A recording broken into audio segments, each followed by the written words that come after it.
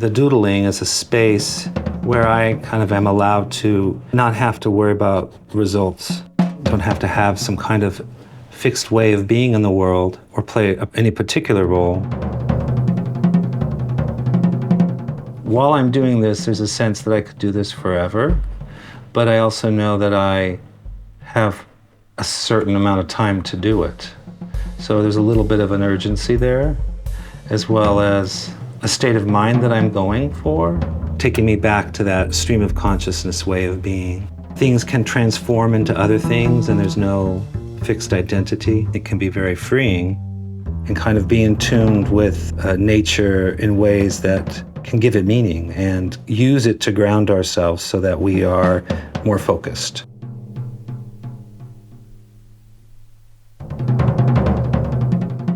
I was watching a old 70s TV show called Rhoda. And what was interesting about the show, and I started realizing about a lot of TV sitcoms, people are always hanging out. But I was thinking about my own life and how much I actually get to hang out with people or bump into people on the street. It's not happening as much for me now. Could be part of being older and not having a similar kind of scene as when I was younger. But I think it's also because I just work so much.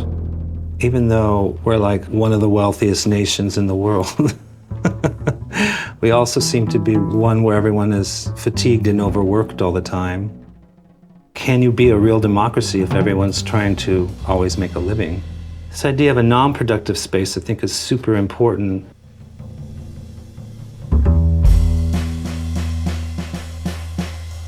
Right now, as I'm speaking, I can't be conclusive because I'm trying to stretch time as long as I can by just, embracing and shifting and changing.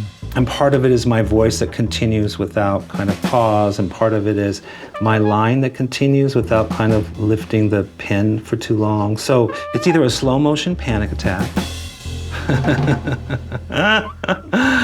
or it's a meditation, where a mantra is being repeated and gets transformed through the interaction with the breath and the body and becomes something else and then comes back to one as the mantra. But I feel it goes beyond time. Although someone probably could look at my drawing and go, well, this person went through the 70s. It looks a little like an Herbal Essence shampoo bottle in a certain sort of way. But, again, someone else might have a different connection, I only wish that I was like a giant Arnold Schwarzenegger bodybuilder that was doodling fancy little flowers. I think that would be so much more interesting, as for a documentary, than it just be like a little old man like myself. But I do feel like the doodling can allow me to pretend to be like a really impressive weightlifter who is embroidering small flowers on a little purse.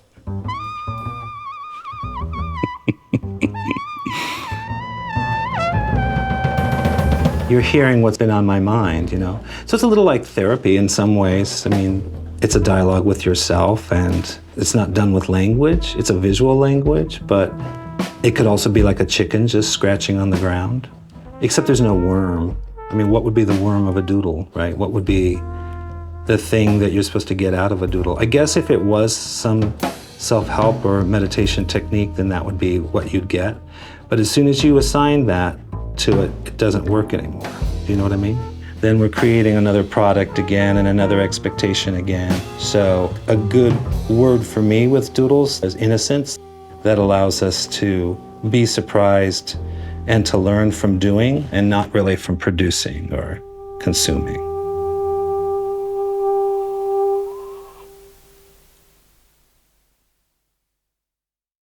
Hi, I'm Tom McNamara, host of Arizona Illustrated.